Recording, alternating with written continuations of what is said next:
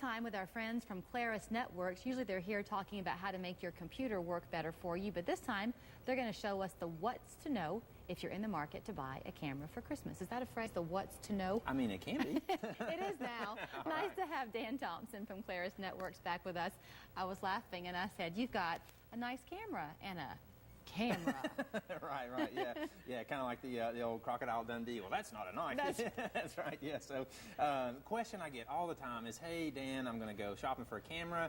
I am a bit of an amateur photographer, so people are like, well, which camera should I buy? So you've got the point and shoots, which, sort of like this Galaxy camera. Can I hold that one? Yeah, absolutely. Or you've got the DSLRs, like this Canon. So, obviously, you have a bit of a choice here. There's a big price difference, so those are about $500. This is somewhere around $1,000 and well beyond if you want to spend it. Here's one thing I like about this one, though. It's easy to hold in your hand. It is. And look how nice and big the screen is in the back. The screen on that one is humongous. But it begs the question, so is there something that you could do with that camera that you can't do with this and vice versa? Is there a reason to buy that one over this one?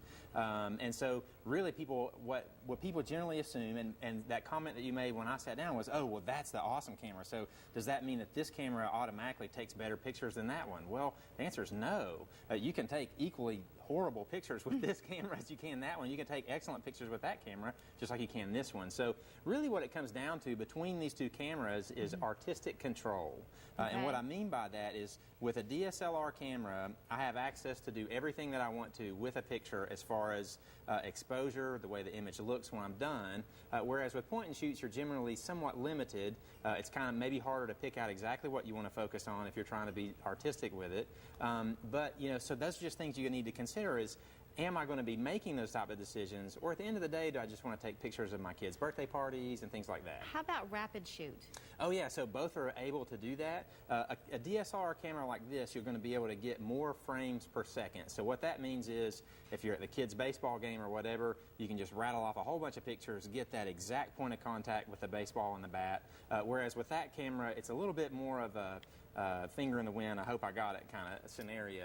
Okay. But at the end of the day, like I said, you're going to be paying maybe 3 times as much. Right. So for what you're doing, is that okay, or do you want something a little bit more advanced? And really that's the question that I think people really need to wrestle with is, how serious do I want to get with this photography stuff? Am I really just taking pictures at my kids' events? And if I am taking pictures at kids' events, do I want like things that I would blow up super huge?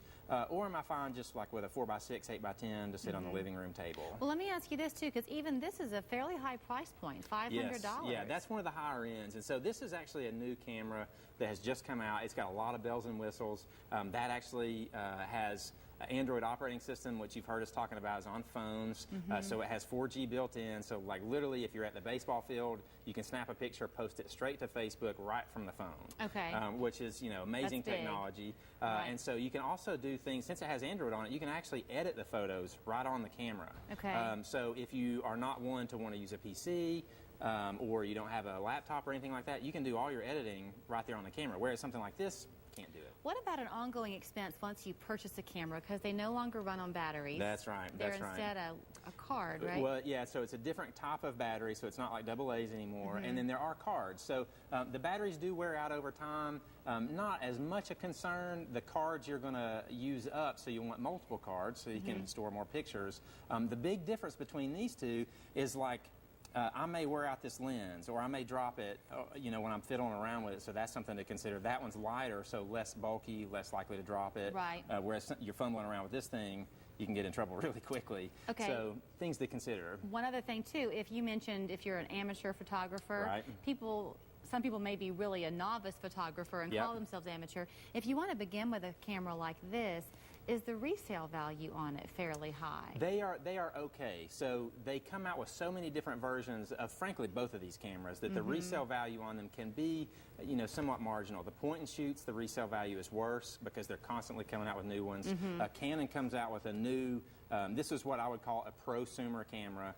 Their Pro line also, which the price goes up astronomical from there. Okay. They come out with these once a year. Okay. So you may, the resale value of these obviously is better than the point and shoots. Last question, and then we got to go. If you get one, buy a warranty? Great question. So if you should definitely have insurance on it. Okay. If you're going to be rough with your gear, always have insurance on it. So I just added it to my homeowner's policy. So if I do something, catastrophic with it, they'll You're pay covered. to replace it. Okay. From the insurance from the store, for maybe like a Best Buy, lower end cameras, something to definitely consider. If you're going to be hard on it, I would definitely get insurance for it. Thank you so very much. right, awesome. Some happy things to put under your tree. That's right. If you want to get in touch with Claris Networks, they have their website is the easiest thing to look for, Yeah, which is it's clarisnetworks.com. clarisnetworks.com. Yep, Thank that's you right. so very much. We're back with more right after this.